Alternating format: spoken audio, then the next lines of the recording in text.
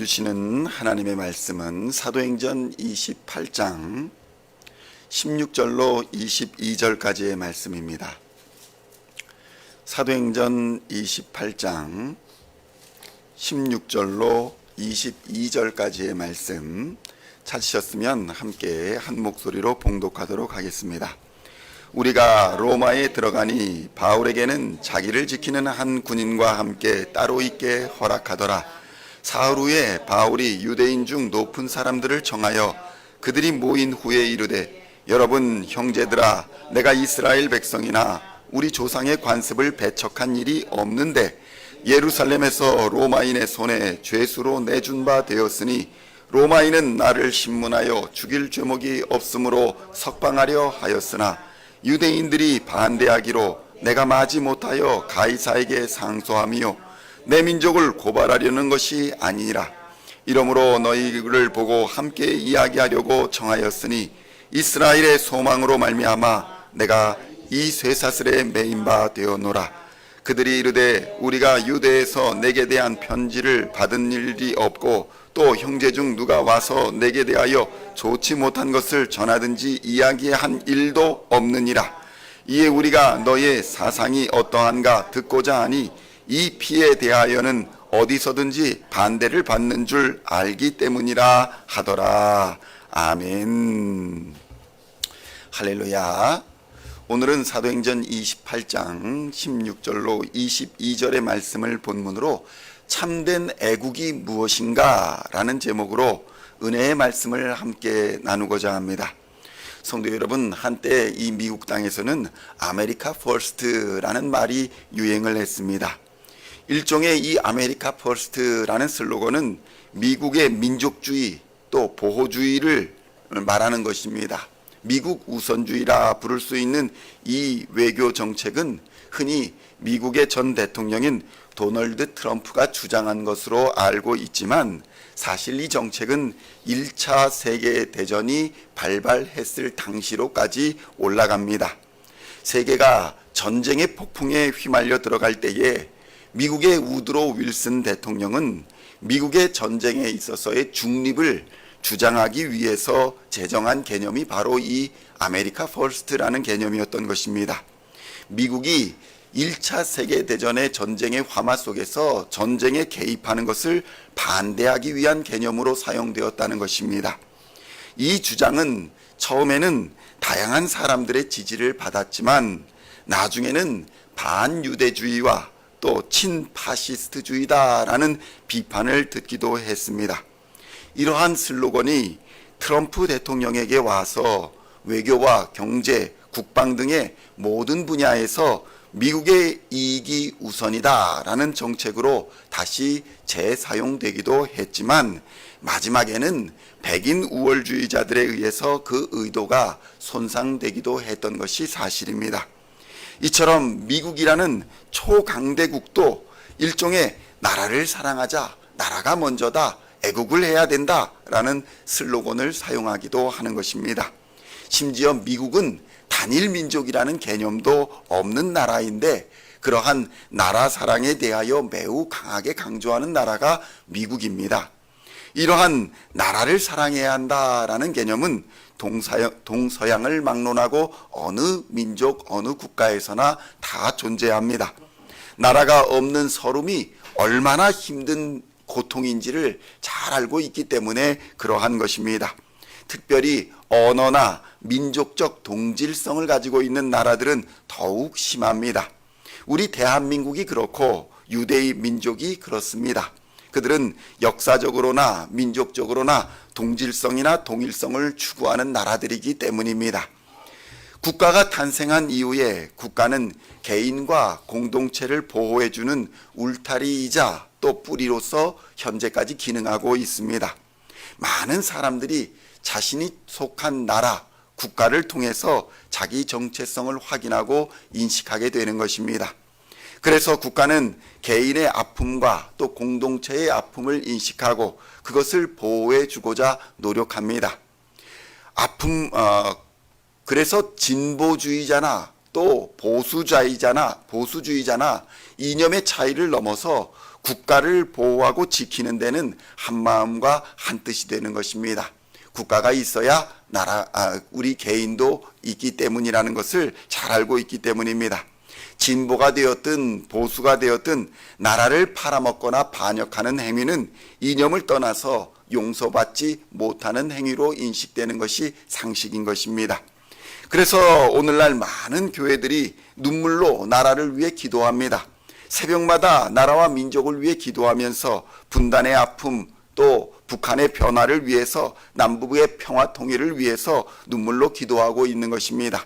나라가 있기에 오늘날 우리의 교회도 있고 개인도 있고 가정이 있다라고 믿기 때문인 것입니다. 그런데 바울도 그랬습니다.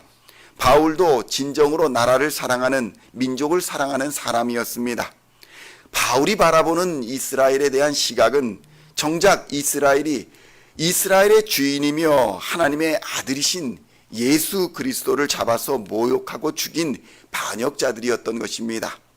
유대인들은 자신들이 세상의 권력으로부터 나라를 지킨다라고 생각했겠지만 그 행위가 결국은 하나님의 나라를 세상 권력에 팔아버린 가룟 유다의 행위와 별반 다르지 않았다는 것입니다. 사도행전 28장 19절로 20절까지의 말씀 함께 봉독하겠습니다. 유대인들이 반대하기로 내가 마지 못하여 가이사에게 상소하며 내 민족을 고발하려는 것이 아니니라. 이러므로 너희를 보고 함께 이야기하려고 청하였으니 이스라엘의 소망으로 말미암아 내가 이 쇠사슬에 매인 바 되었노라. 아멘. 어떤 일이 벌어지고 있습니까? 정작 로마에 있는 유대인들은 도대체 무슨 일이 벌어지고 있는지 잘 몰랐던 것입니다. 아니, 바울이라고 하는 사람이 왜 붙잡혀 왔는가? 저 사람이 무슨 죄로 붙잡혀 왔는가? 잘 몰랐다는 것입니다. 그런데 바울은 자신이 유대민족이나 이스라엘을 팔아먹기 때문에, 그것을 반역했기 때문에 잡혀서 온 것이 아니다라고 이렇게 말하고 있는 것입니다. 성도 여러분, 나라 사랑의 정신은 우린 민족을 보면 일제치하에서 독립운동하던 수많은 사람들에게 발견되어집니다.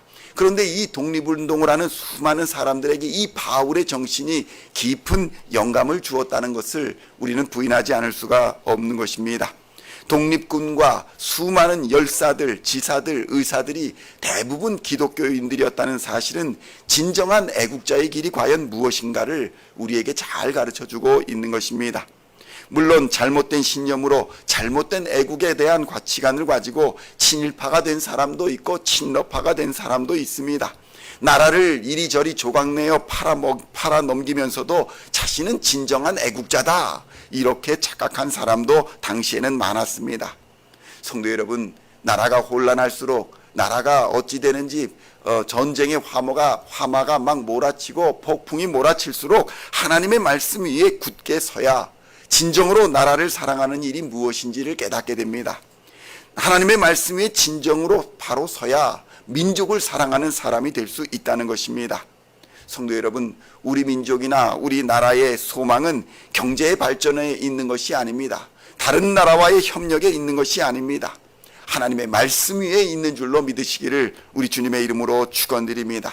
하나님의 말씀 위에 서는 것이 진정 이 대한민국과 이 나라 미국의 참된 소망임을 믿으시기를 우리 주님의 이름으로 축원드립니다. 이 예수 그리스도에 대한 소망이 없으면 경제적인 부흥이나 발전을 일시적으로 이룰 수는 있겠지만 결국 세상의 탐욕과 죄악에 무너져 버리고 마는 것입니다. 자유와 평화가 사라져 버리게 됩니다. 보암직도 하고 먹음직도 하고 지혜롭게 할 만큼 탐스럽게 보이는 것들만이 남아서 결국 나라를 망치게 되는 것입니다. 성도 여러분, 바울은 이것을 보았고 진정한 민족주의자로서 하나님의 사랑과 아브라함의 하나님, 이스라엘 하나님의 참된 뜻인 예수 그리스도가 우리 인류를 살리는, 이스라엘을 살리는 유일한 소망이라는 것을 믿음으로 확신했던 것입니다. 성도 여러분, 이 예수 그리스도가 이스라엘의 소망일 뿐만 아니라 우리 대한민국의 소망이며 이 땅 미국의 소망이고 전 인류의 소망이라는 사실을 믿으시기를 우리 주님의 이름으로 축원드립니다. 예수 그리스도가 없는 한국, 예수 그리스도가 없는 미국은 결국 멸망의 길로 갈 수밖에 없는 것입니다. 세상에 아무리 강한 나라들도 역사적으로 보면 예수를 부인하고 제 갈 길로 교만하게 길을 갔을 때에 모두 멸망했다는 사실을 우리는 깨달아야 하는 것입니다. 사도 바울은 이방인들에게 복음을 전했습니다. 사도 바울은 예수를 모르는 사람들에게, 아브라함의 자손도 아닌 사람들에게 예수 그리스도 하나님의 아들을 전하면서 이방인들이라고 불리는 그 사람들이 십자가에 달려서 죽은 유대 청년을 아무런 거리낌 없이 나의 주 나의 하나님으로 받아들이며 회개하고 하나님의 자녀가 되는 놀라운 역사를 선교 현장에서 직접 경험하면서 매우 깊은 감동을 느꼈습니다.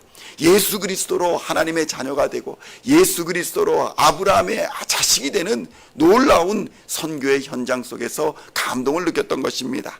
그런데 그가 정작 돌아온 예루살렘에서는 어떠한 일이 일어났습니까?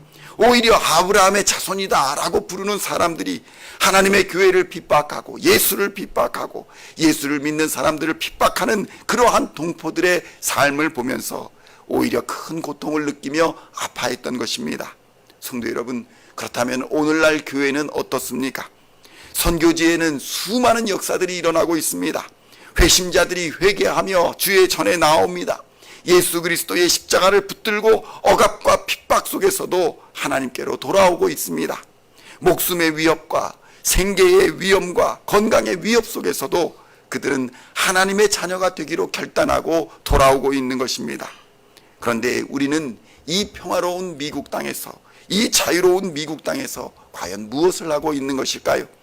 성도 여러분, 우리가 얻은 이 평화와 자유는, 또 우리가 얻은 이 경제적 번영과 건강은 모두 하나님의 복음, 예수 그리스도의 이름을 전하라고 우리에게 주어진 것임을 믿으시기를 우리 주님의 이름으로 축원드립니다. 우리가 이 땅에서 살아가는 것이 바로 하나님의 말씀을 위한 사명이라는 사실을 깨달아야 합니다. 그 사명 위에, 그 십자가 사랑 위에 나라도 있고 애국도 있음을 깨달아야 하는 것입니다. 죄와 사망의 권세를 이기는 예수의 십자가가 있어야 나라가 살고 민족이 살고 국가가 사는 줄로 믿습니다. 오늘도 예수 그리스도의 십자가 복음을 전하는 사명자로서 그 사명을 잘 감당하여 나라를 사랑하시고 이 땅 미국을 사랑하시는 우리 시온의 성도님들 다 되시기를 우리 주 예수님의 이름으로 간절히 축원드립니다. 기도하시겠습니다. 하나님 아버지, 감사합니다.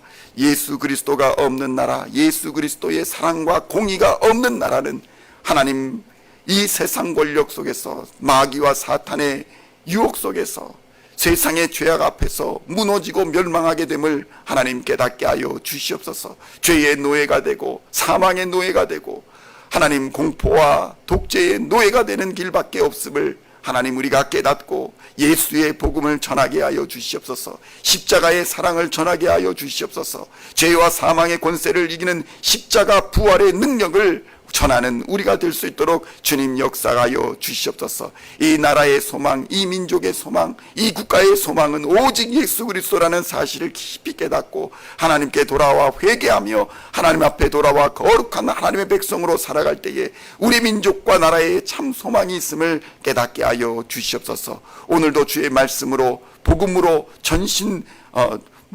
전신 갑옷을 입고 복음의 갑주를 입고 믿음의 선한 싸움을 싸워 승리하기로 다짐하는 하나님의 백성들 머리 위에 하나님께서 은혜를 더하여 주시고 하나님께서 능력을 더하여 주시어서 능히 이기고 승리할 수 있도록 주님 인도하여 주시옵소서. 감사를 드리옵고 우리를 구원하신 우리 구주 예수 그리스도의 이름으로 간절히 기도하옵나이다. 아멘.